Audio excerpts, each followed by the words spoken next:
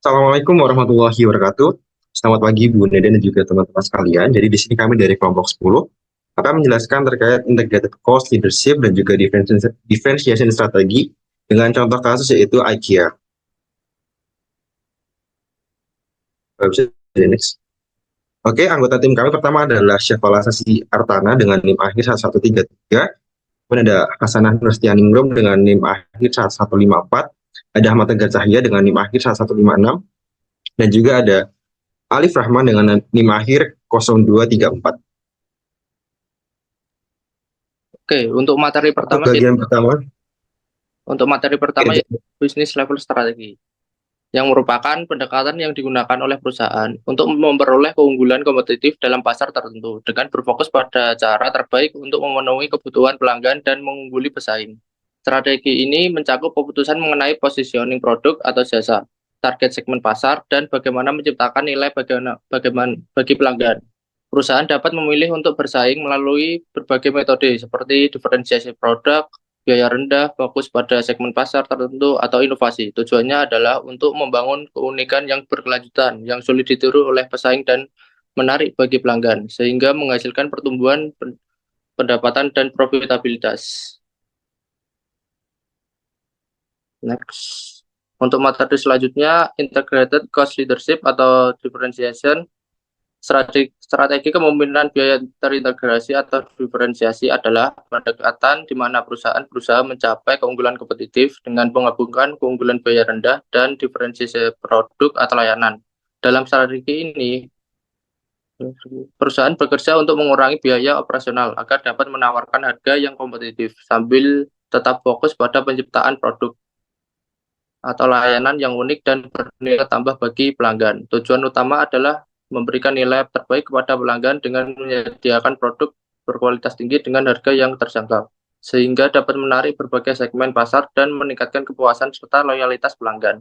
Strategi ini memerlukan manajemen yang inovatif dan fleksibel untuk memastikan keseimbangan antara efisiensi biaya dan keunggulan diferensiasi dapat dipertahankan secara berkelanjutan.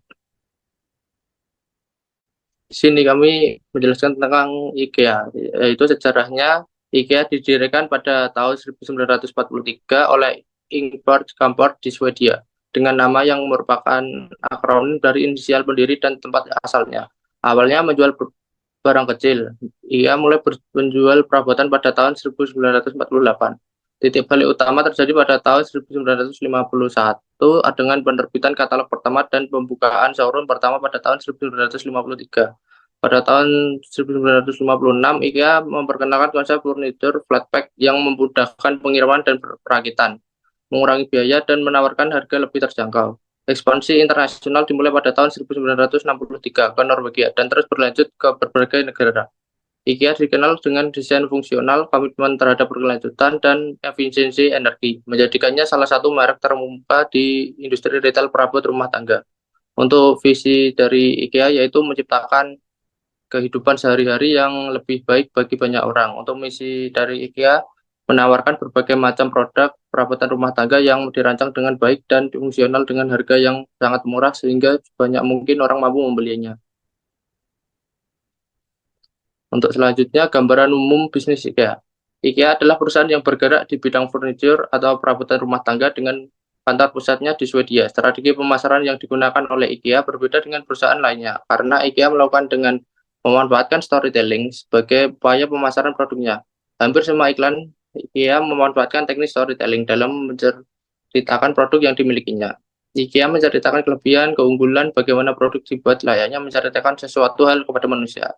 Selanjutnya, produk-produk yang desain menarik, cara membeli yang unik, harga yang relatif murah, dan dapat dirakit sendiri menjadi daya tarik tersendiri. Jika kita mendatangi IKEA, kita diajak untuk berkeliling pada ruangan yang besar namun diatur sedemikian rupa hingga membentuk labirin. Pengunjung akan mengikuti alur yang telah ditentukan. Hal itu dilakukan untuk taktik pemasaran mereka di mana IKEA dan mempengaruhi atau mempersuasi pengunjung untuk melihat produk-produk yang tadinya tidak ingin dibeli. Next.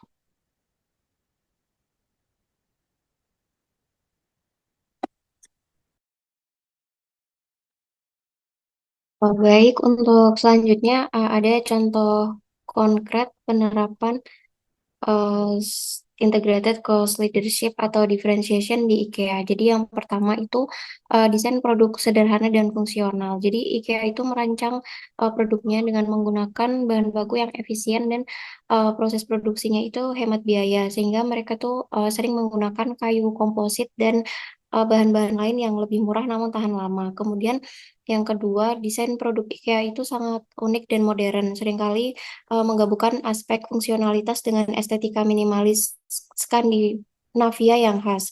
Produk mereka dirancang untuk mudah dipasang sendiri oleh pelanggan, yang tidak hanya mengurangi biaya produksi, tetapi juga memberikan pengalaman unik kepada pelanggan. Kemudian yang kedua, skala ekonomi dan rantai pasokan yang terintegrasi. Jadi IKEA itu memanfaatkan skala ekonominya dengan memproduksi barang dalam jumlah yang besar dan kemudian mendistribusikannya ke seluruh dunia. Jadi mereka memiliki rantai pasokan yang sangat efisien dan terintegrasi yang memungkinkan mereka menekan biaya logistik dan produksi. Kemudian yang kedua, IKEA itu bekerja sama dengan pemasok dari berbagai negara untuk memastikan keberlanjutan dan kualitas produk. IKEA juga berinvestasi dalam teknologi dan inovasi dalam rantai pasokan untuk meningkatkan efisiensi dan mempertahankan standar kualitas yang tinggi. Kemudian yang ketiga, pengalaman belanja yang unik. Jadi toko-toko di IKEA itu dirancang dengan konsep self-service di mana pelanggan itu bisa mengambil sendiri barang dari gudang dan melakukan perakitan di rumah.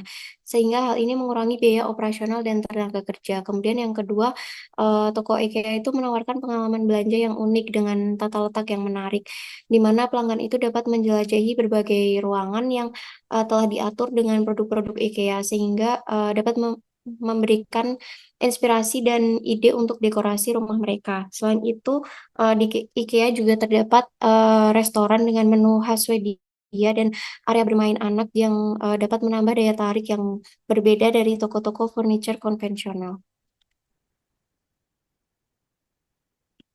Kemudian IKEA juga berinovasi dalam pengemasan dan logistik, di mana IKEA itu terkenal dengan pengemasan produk dalam bentuk flat pack atau paket datar yang dapat mengurangi biaya transportasi dan penyimpanan. Produknya itu dikemas secara compact sehingga memungkinkan lebih banyak barang dikirim dalam satu pengiriman, dan juga dengan hal ini dapat mengurangi biaya logistik. Kemudian yang kelima yaitu harga kompetitif dengan nilai yang tinggi. Jadi harga produk IKEA ini biasanya lebih rendah dibandingkan dengan pesaing karena pendekatan mereka terhadap produksi, pengemasan, dan distribusi yang efisien. Kemudian produk spesifik dari IKEA itu dalam integrated cost leadership ini ada yang pertama seri meja leg, di mana produk ini tuh merupakan produk paling terjangkau di IKEA karena produk ini tuh dibuat dari bahan particle board dan dilapisi dengan veneer plastik yang tahan lama tapi murah untuk diproduksi. Desainnya tuh juga sederhana sehingga memungkinkan produksi massal dengan biaya yang rendah. Kemudian meja ini tuh juga bervariasi dari segi warna dan ukuran yang dapat disesuaikan dengan berbagai gaya dekorasi rumah. Desainnya pun juga minimalis dan modern, sehingga dapat menjadi pilihan populer di kalangan pelanggan yang menginginkan furniture stylish dengan harga terjangkau. Kemudian yang kedua itu ada tempat tidur Malm, di mana tempat tidur ini tuh dirancang dengan menggunakan material seperti veneer kayu yang lebih murah daripada kayu solid, serta desain yang dapat dirakit sendiri oleh pelanggan sehingga dapat mengurangi biaya tenaga kerja. Kemudian eh, desainnya ini kan elegan dan fungsional, serta terdapat pilihan penyimpanan di bawah tempat tidur untuk mengoptimalkan ruang. Kemudian desainnya juga modern, sangat populer di kalangan pelanggan yang menginginkan furniture multifungsi dan estetik. Kemudian produk yang ketiga itu ada kitchen cabinet method, di mana sistem kabinet dapur method ini dirancang untuk produksi massal dengan komponen standar yang dapat dirakit dengan mudah. Penggunaan material yang efisien dan sistem modular juga mengurangi biaya produksi dan penyimpanan. untuk produk ini tuh juga menawarkan fleksibilitas dan kustomisasi tinggi dengan berbagai pilihan pintu laci dan aksesoris. Jadi pelanggan tuh dapat merancang dapur mereka sesuai kebutuhan dan selera pribadi yang memberikan nilai tambah dibandingkan produk kompetitor yang lebih mahal dan kurang fleksibel. Kemudian layanan spesifik IKEA berdasarkan Integrated Cost Leadership itu ada layanan self-service di mana IKEA ini menerapkan sistem self-service di toko mereka sehingga pelanggan itu dapat mengambil barang sendiri dari gudang dan membawanya pulang untuk dirakit, sehingga ini dapat mengurangi biaya tenaga kerja dan operasional. Selain itu, pengalaman self-service ini juga memberikan pelanggan kontrol penuh atas proses pembelian dan perakitan, ya, yang menciptakan pengalaman berbelanja yang unik dan memberdayakan. IKEA itu juga menyediakan panduan perakitan yang jelas dan alat-alat dasar untuk membantu pelanggan dalam proses ini. Kemudian ada layanan perakitan dan pengiriman. Jadi meskipun IKEA ini tuh terkenal dengan konsep DIY, mereka ini juga menawarkan layanan perakitan dan pengiriman dengan biaya tambahan, sehingga hal ini tuh memungkinkan IKEA untuk menambah pendapatan tanpa menambah biaya tetap yang signifikan. Layanan tambahan ini tuh juga bisa memberikan kenyamanan bagi pelanggan yang mungkin tidak memiliki waktu atau keahlian untuk merakit furniture sendiri, sehingga layanan ini menambah nilai bagi pelanggan yang mencari fleksibilitas lebih dalam pengalaman berbelanja mereka. Kemudian yang ketiga ada program keanggotaan IKEA Family, di mana IKEA Family ini tuh merupakan program keanggotaan gratis yang memberikan diskon dan penawaran khusus kepada anggotanya, sehingga dapat mendorong pelanggan untuk bergabung dalam program ini, dan IKEA pun dapat mengumpulkan data pelanggan untuk mengoptimalkan pemasaran dan operasional.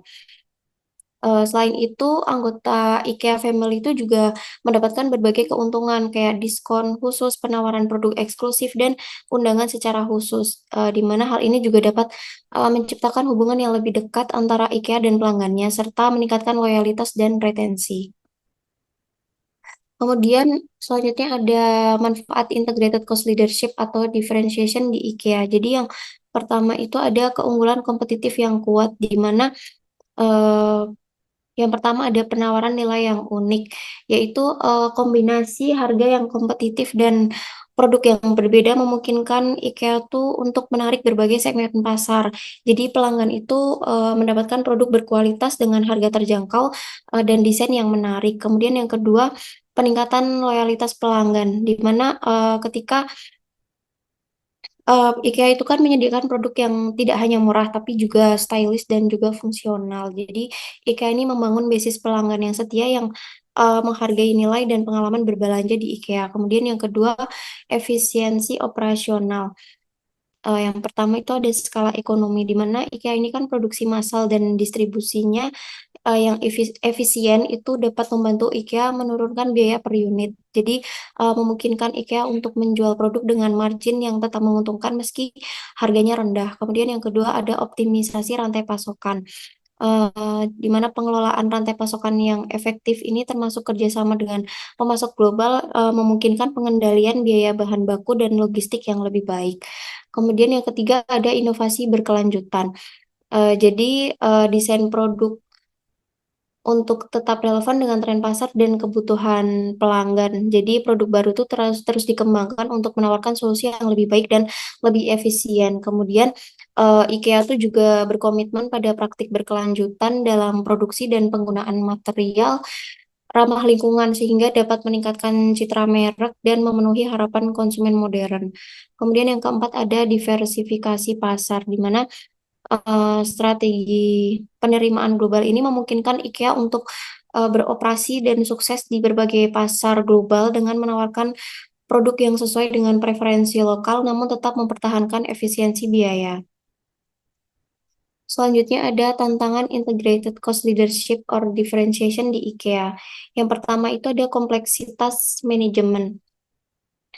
Jadi terdapat kompleksitas dalam koordinasi dan pengendalian kualitas, di mana terdapat kompleksitas dalam mengelola rantai pasokan dan produksi di berbagai negara yang dapat menambah kompleksitas dan koordinasi dan pengendalian kualitas. Kemudian Yang kedua ada inovasi berkelanjutan yang dapat yang menjadi tantangan yang membutuhkan investasi terus-menerus. Kemudian yang kedua tekanan biaya. Jadi terdapat fluktuasi harga bahan baku, di mana harga bahan baku yang nggak stabil itu dapat mempengaruhi biaya produksi dan margin keuntungan. Jadi IKEA tuh harus terus mencari cara untuk mengurangi biaya tanpa mengorbankan kualitas. Kemudian yang kedua itu eh, strategi yang cermat dan investasi dalam teknologi logistik.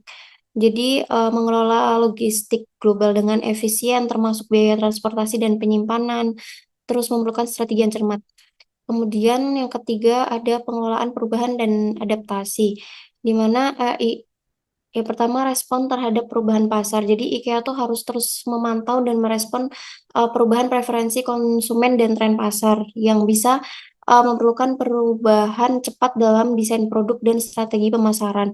Kemudian yang kedua, kompetitor yang menawarkan produk dengan harga dan desain serupa dapat mengurangi keunggulan kompetitif IKEA. Jadi perusahaan tuh harus terus berinovasi untuk tetap berada di depan pesaing. Kemudian yang keempat itu ada diversifikasi pasar, di mana eh, kan IKEA ini menawarkan konsep DIY gitu ya. Jadi meskipun konsep DIY ini dapat mengurangi biaya, tetapi mungkin beberapa pelanggan tuh mengalami kesulitan dalam perakitan yang dapat mengurangi kepuasan pelanggan. Kemudian yang kedua juga ada standar layanan yang nggak konsisten di berbagai lokasi dapat mempengaruhi persepsi merek secara keseluruhan. Jadi IKEA ini perlu memastikan bahwa pengalaman pelanggan konsisten di semua toko. Untuk selanjutnya saya kembalikan ke moderator.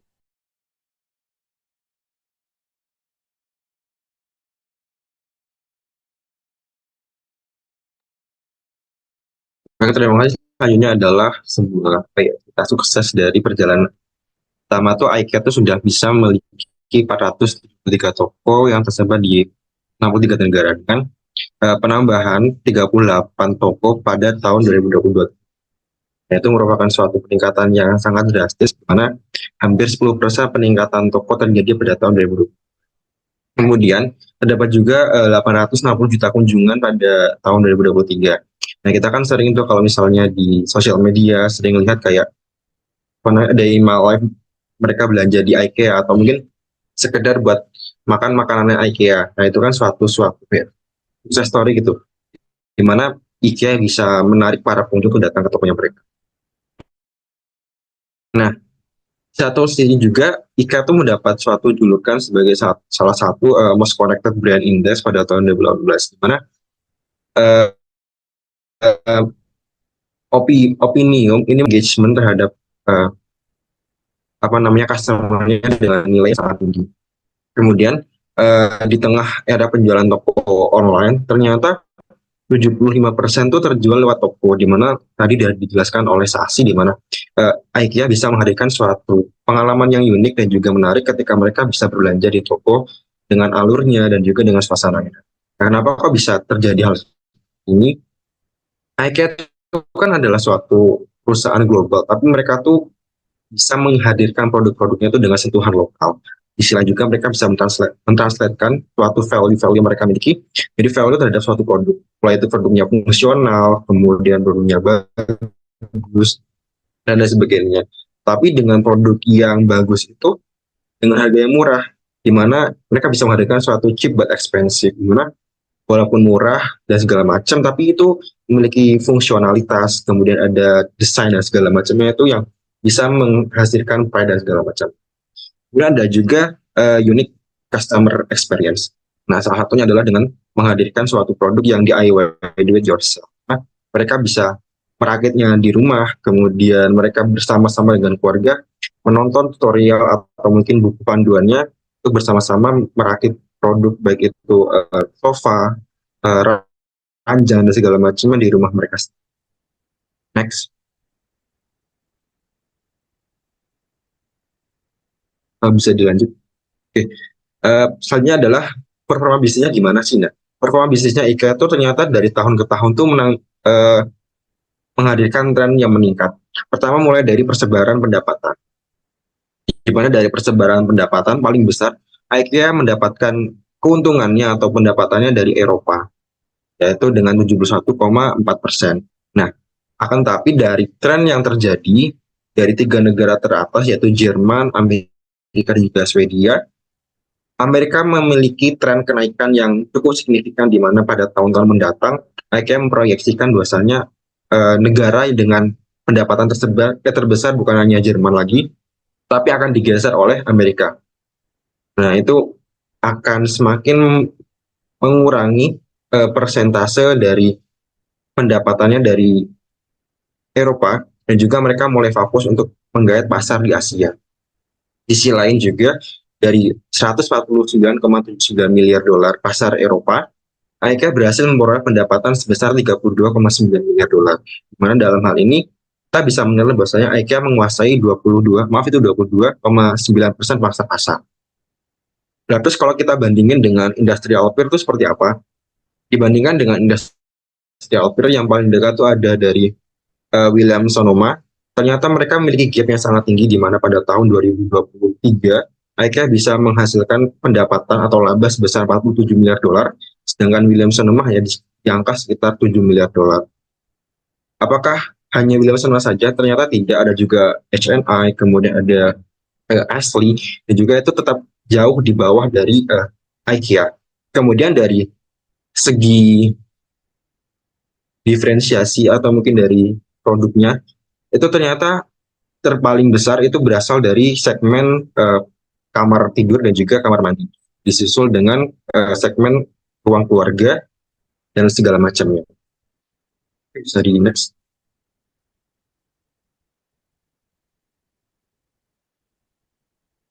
Nah, di sini ada salah satu contoh dari performa bisnis di mana salah satu media Amerika yaitu CNBC meliput bahwasanya daging apa ya,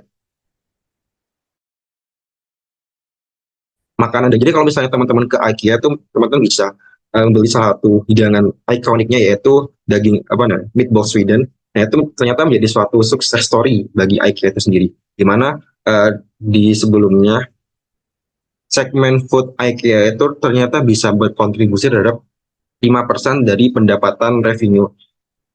Dasarnya apa sih gitu? Kenapa kok mereka menghadirkan suatu inovasi tersebut? Yang Kampart mengatakan bahwasanya jangan sampai mereka ketika melakukan belanja dan segala macam itu sampai kelaparan. Maka dari itu dia menghadirkan suatu segmen tersendiri yaitu makanan, dia menghadirkan produk-produk yang berasal dari negaranya sendiri maupun negara-negara tujuan. Salah satunya yaitu dengan meatballs. Kemudian yang kedua adalah do it yourself. Melalui kegiatan apa ya, promosi do it yourself, di mana strategi ini mengharuskan untuk melakukannya sendiri, ternyata itu menjadi suatu success story di mana terdapat storytelling ketika seseorang melakukan sesuatunya dengan dirinya sendiri, di mana mereka bisa mengerjakannya dengan keluarga, kemudian dan segala macamnya, sehingga value dari barang itu menjadi suatu lebih bernilai. Kemudian yang terakhir adalah cheap but expensive, di mana yang dari disebutkan cheap dan but expensive ini bukan sekedar value semata, tetapi bagaimana bisa menghadirkan suatu produk yang memiliki makna sehingga terdapat nilai yang dihadirkan oleh IKEA terhadap pelanggan.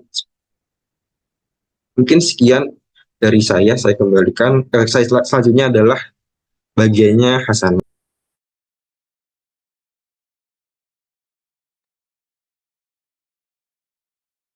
Baik, nah setelah kita tadi membahas integrated cost leadership, differentiation strategi di IKEA, di sini kita akan membahas integrated cost leadership, differentiation strategi di The Home Depot. Jadi The Home Depot itu adalah retail perlengkapan rumah dan konstruksi terbesar di Amerika Serikat, berkantor pusat di Atlanta, Georgia. Didirikan pada tahun 1978 oleh Bernie Marcus dan juga Arthur Blank. Perusahaan ini memiliki lebih dari 2.300 toko di seluruh 50 negara bagian Amerika Serikat, Puerto Rico, kemudian Kepulauan Virgin Amerika Serikat, Guam, dan Kanada. The Home Depot memperkerjakan lebih dari 500.000 karyawan dan menghasilkan pendapatan tahunan lebih dari 150 miliar US dollar. The Home Depot menawarkan berbagai macam produk perlengkapan rumah dan konstruksi termasuk alat-alat, perlengkapan bangunan, perlengkapan dapur dan kamar mandi, cat dekorasi, peralatan rumah tangga, peralatan taman, furnitur ruangan, dan juga pelayanan instalasi dan perbaikan rumah. IKEA dan The Home Depot itu memang memiliki fokus yang sedikit berbeda dalam industri furnitur dan dekorasi rumah. IKEA dikenal dengan desain produk yang unik dan bergaya Swedia, layanan desain interior, dan program keanggotaan IKEA Family. Produk mereka itu umumnya dikemas datar dan perlu dirakit sendiri oleh konsumen. Sedangkan The Home Depot itu menawarkan pilihan produk yang lebih luas, termasuk furnitur, peralatan rumah tangga, bahan bangunan, dan alat berkebun. Mereka juga menyediakan layanan pelanggan yang ekstensif seperti bantuan proyek DIY dan kelas pelatihan. Meskipun memiliki fokus yang berbeda, kedua perusahaan ini bersaing di pasar yang sama untuk konsumen yang mencari furnitur dan dekorasi rumah dengan harga yang terjangkau. Next slide. Selanjutnya adalah bagaimana The Home Depot ini menerapkan integrated cost leadership, differentiation strategi. Nah, The Home Depot itu memiliki beberapa merek dagang sendiri yang menawarkan produk berkualitas tinggi dengan harga yang lebih rendah daripada merek lain. Ini itu membantu The Home Depot mendiferensiasikan dirinya dari pesaing dan meningkatkan margin keuntungannya. The Home Depot itu menawarkan berbagai macam lemari dapur merek dagang pribadinya, seperti merek Hampton Bay, Stylewell, dan juga Everbuild. Lemari-lemari ini tuh tersedia dalam berbagai gaya dan finishing untuk memenuhi berbagai selera dan anggaran. The Home Depot juga menyediakan layanan desain dapur dan pemasangan. Lemari dapur merek dagang pribadi The Home Depot itu umumnya lebih murah dibandingkan lemari dapur merek nasional seperti Craftmate. Hal ini karena The Home Depot dapat menghemat biaya dengan memproduksi lemari dapurnya sendiri dan juga menjualnya langsung kepada pelanggan.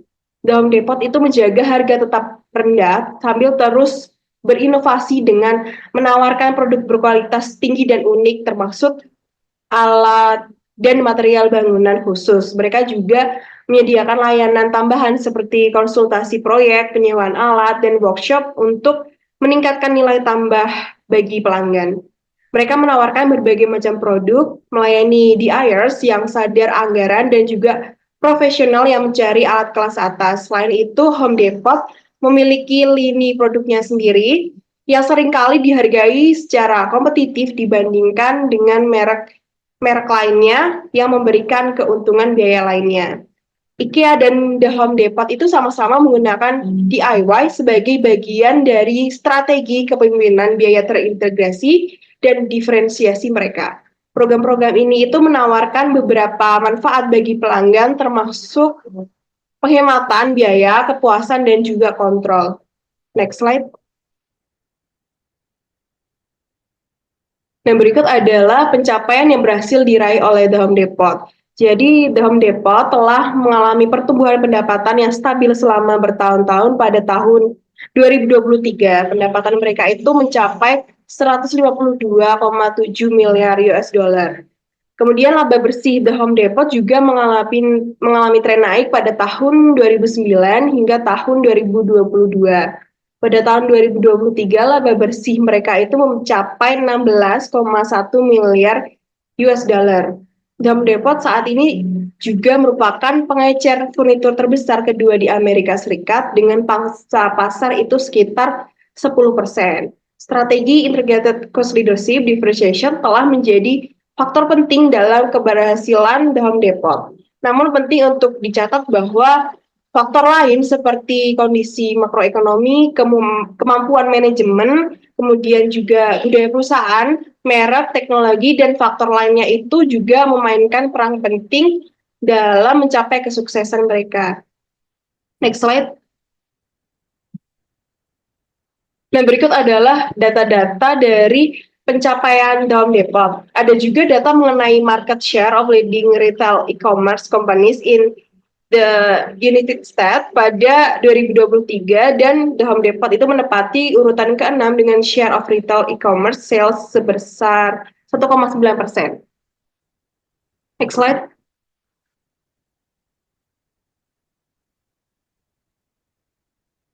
Nah, selanjutnya adalah kesimpulan. Jadi kesimpulan dari pembahasan kami, IKEA dan The Home Depot adalah dua raksasa retail furnitur global yang telah mencapai kesuksesan besar dengan menerapkan strategi integrated cost leadership, differentiation strategi.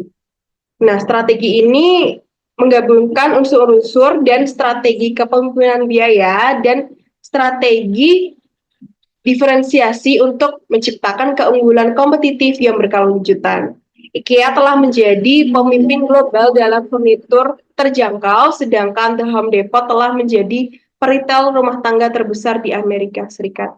Sekian dari saya kembalikan ke moderator. Terima kasih Sana dan juga teman-teman yang lain. Sekian presentasi dari kami kelompok 10. Kurang dan lebihnya kami mohon maaf. Sekian, Assalamualaikum warahmatullahi wabarakatuh.